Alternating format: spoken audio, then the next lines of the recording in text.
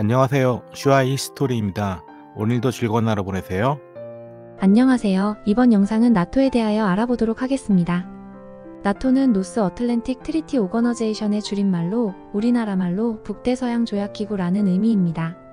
1949년에 소련에 대한 집단 안전 보장을 목적으로 유럽, 북미 지역의 안보를 위해 설립되었으며 본부는 벨기에 브뤼셀 근교 카스토라는 지역에 있습니다. 그런데 최근 유럽, 북미 지역이 아닌 아시아, 오세아니아 국가들도 나토 회의에 참석하고 있습니다. 우리나라, 일본, 호주, 뉴질랜드 같은 국가들이 그러한 국가들인데요. 이번 영상에서는 왜 이들이 나토 회의에 참석을 하고 나토의 설립부터 현재까지의 역사와 흐름은 어떠한지에 대하여 알아보도록 하겠습니다. 1945년 제2차 세계대전이 끝난 직후 1-2년 사이에 소련에 의해 동유럽이 도미노처럼 모두 공산화되자 미국 등 서방 국가들은 큰 위협을 느끼게 되었습니다. 당시 패전국 독일은 연합국이 4분할 점령하고 있었는데 미영불 3국은 독일에서 군정을 끝내고 민주적 총선을 통해 새로운 민주정부를 만들어 독립시키는 방안을 추진하였으나 소련의 반대로 독립 방안이 합의에 이르지 못하며 좌초되었습니다. 1947년 소련은 동독을 정치적으로 장악할 목적으로 독일의 화폐인 라이스 마르크화를 일방적으로 평가절하하는 조치를 취하자 미영불은 이에 대항하여 서독 지역에서 아예 마르크화라는 새로운 화폐를 만들어 유통시켰고 이로써 서독과 동독이 경제적으로 분리되기 시작했습니다. 서독의 마르크화가 서베를린에도 유통되자 소련은 이에 반대한다는 명분을 내세우며 서베를린을 모두 차지할 목적으로 베를린 봉쇄를 단행하였습니다. 베를린의 봉쇄로 소련의 팽창주의와 군사적인 위협이 서방으로까지 확대되자 위협을 느낀 서유럽 국가들은 군사적 동맹을 창설하기로 긴급히 합의하고 이에 양측 간의 냉전이 시작되며 베를린 봉쇄가 진행 중이던 1949년 4월 4일 북대서양 조약이 조인되어 나토가 창설되었습니다. 8월 24일부터 조약의 효력이 발생하기 시작했는데 일반적으로 4월 4일을 창설일로 보고 있습니다. 처음에는 미국, 영국, 캐나다, 프랑스, 네덜란드, 벨기에, 룩셈부르크 등 북미와 서부 중부 유럽 국가들 중심으로 창설 협의가 시작되었는데 베를린 봉쇄로 위기감을 느낀 북유럽과 남유럽 국가들도 대거 참여를 희망해 오면서 창설국이 늘어나서 중립국 스위스, 오스트리아를 제외한 서유럽의 국가 대부분이 나토 창설에 참여하게 되었습니다. 튀르키예는 제2차 세계대전 이후 냉전시대가 도래하자 역사적으로 앙숙이었던 소련의 강력해진 위협에 대응하기 위해 서구 진영에 편입되기 위해 외교적인 노력에 전력을 다하고 있었는데 1950년 한반도에서 6.25 전쟁이 터지자 튀르키예는 지체 없이 유엔군의 일원으로 한국에 파병을 결정했고 서구 사회로부터 한국전쟁 참전의 공로를 인정받은 튀르키예는 1952년에 그리스와 함께 나토에 가입이 승인되었습니다. 1955년에 5년간 미뤄졌던 서독의 나토 가입이 승인되자 소련은 나토가 반공동맹을 형성했다고 맹비난하면서 불과 닷새 후에 동유럽 위성국가들을 모아 바르샤바 조약기구를 창설했는데 이 바르샤바 조약기구 소속 동구권 국가들은 소련 붕괴로 인한 냉전 종식 이후 러시아를 제외한 모든 국가가 러시아를 경계하기 위해 1999년과 2004년에 나토에 합류하게 됩니다.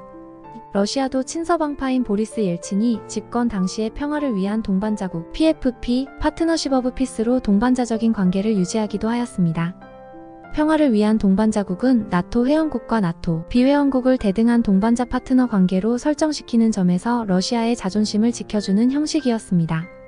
만약 러시아가 나토에 진짜 가입하게 된다면 러시아 군대는 다른 나토 회원국 군대와 마찬가지로 실질적으로 미군의 지휘를 받게 되는데 이는 러시아 입장에서 받아들일 수 없는 조건이었기 때문입니다. 하지만 2008년 남오세티아 전쟁과 2014년 러시아의 크림반도 합병이 발생하고 2021년 10월 러시아는 모스크바 내 나토 사무실을 폐쇄하고 나토는 브뤼셀에서 러시아 외교관 8명을 추방하며 최악의 관계로 치닫게 되는데 2022년 러시아의 일방적인 명분 없는 침략으로 우크라이나 전쟁이 발발하며 러시아의 대나토 외교는 끝이 나게 됩니다. 나토는 러시아를 잠재적 전략적인 파트너에서 주된 적국으로 설정해놓게 되었습니다. 나토는 2024년 현재 중립국이었던 핀란드와 스웨덴이 나토에 가입하면서 총 32개 회원국이 있으며 나토 가입국은 아니지만 미국과 긴밀한 협력관계를 맺고 있는 국가들을 주요 비나토 동맹국이라 하는데 한국, 호주, 일본, 이스라엘, 이집트, 뉴질랜드, 요르단, 아르헨티나, 바레인, 대만, 필리핀, 태국, 쿠웨이트, 모로코, 파키스탄, 튀니지, 브라질, 카타르, 콜롬비아, 케냐 등이 있습니다. 이 중 한국, 필리핀의 경우 미국과 상호방위 조약을, 호주와 뉴질랜드의 경우 미국과 3자 방위 조약을 체결하고 있습니다. 미국, 브라질, 아르헨티나, 콜롬비아를 포함한 18개국의 아메리카 국가들도 방위 조약을 맺고 있습니다. 일본은 다른 동맹국들과 달리 상호방위 조약이 아니라 미국이 일방적으로 안전을 보장해주는 조약인 미일안전보장조약을 체결하고 있는데, 자위대가 정식 군대가 아니라서 서로를 방위해준다는 개념이 성립할 수 없기 때문입니다. 대만의 경우 현재 미국은 일단 대만을 국가로 인정하지는 않지만 군사적으로 비나토 동맹국에 준하는 대우를 하고 있으며, 타이완 관계법, 타이완 동맹보호법, 대만 보증법으로 미국과 대만은 우방 관계를 유지하고 있습니다. 글로벌 파트너 국가 가운데 대한민국, 일본, 호주, 뉴질랜드 4개국은 아시아 태평양 4개국 에이저 퍼시픽4 AP4로 불리기도 합니다. 중국과 러시아, 북한 등으로 인해 아시아 태평양 지역의 중요성이 부각됨에 따라 나토는 활동 반경을 기존의 북아메리카 북대서양, 유럽 지역에서 아시아 태평양 지역으로 넓히는 동진을 시도하고 있습니다. 이에 따라 2022년부터 나토에서 해당 4개국을 정상회의에 초청하기 시작했고, 나토 회의 기간 중 4개국 정상회동도 열리기 시작했습니다. 3년 연속으로 나토 회의에 초대되어 AP4 정상회담이 열린 것으로 보아 앞으로도 매년 나토 회의 때마다 AP4 회동이 정례적으로 열릴 것으로 예상됩니다. 최근 러시아와 북한이 상호방위 조약을 맺고 중국의 대만, 필리핀에 대한 군사적인 위협이 늘어남에 따라 나토는 이제 일부 지역의 방위 조약이 아닌 공산주의를 견제하는 정치, 군사적인 성격을 띠게 되었습니다. 현재 미국은 11월 대선을 앞두고 상황이 급변하고 있습니다.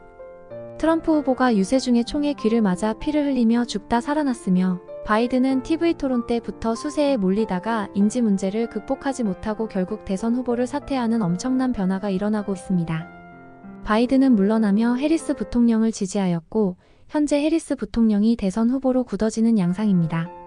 현재 여론은 트럼프와 해리스가 백중세라고 진단하고 있지만 트럼프가 유리하다고 보는 견해가 많습니다. 나토는 지금까지 리비아 내전과 코소보 전쟁에만 가입했을 뿐 내부적으로 이런저런 문제를 가지고 유명무실해지고 있었고, 이런 기회를 틈타 러시아 푸틴이 우크라이나를 침공해도 나토가 별로 대응하지 못할 것이라고 생각하여 우크라이나를 침공하였으나, 오히려 이를 계기로 나토가 단결하며 우크라이나에 무기를 지원하며 푸틴의 생각과 반대로 진행이 되고 있습니다. 트럼프는 전부터 계속 미국이 방위 분담금을 나토 전체 국가보다도 많이 내며 나토 회원국이 분담금을 더 많이 내라고 압박을 하고 있는데, 현재 독일을 필두로 분담금을 올려내고 있습니다만, 트럼프가 이번 미국 대선에 당선이 된다면 상황이 과연 어떻게 변할까요? 트럼프의 말대로 러시아 우크라이나 전쟁이 하루 만에 끝날 수 있을까요? 벌써부터 세계는 트럼프가 당선될 것을 가정하여 전략을 세우기에 바쁜 모양새입니다. 트럼프는 미국이 세계의 경찰 역할을 하는 것보다는 각자의 국가가 알아서 스스로 방어하고 미국의 발전을 위해서 내부 문제에 더 집중해야 한다고 주장하고 있습니다. 이럴수록 우리나라도 단체적으로 협력을 하는 것이 맞는 것인지, 자기 국가를 우선적으로 중시하는 고립주의 외교가 맞는 것인지 잘 판단하여야 하겠습니다. 이번 영상은 여기까지입니다. 영상의 내용이 유익하셨다면 구독과 좋아요 부탁드립니다. 끝까지 시청해주셔서 감사합니다.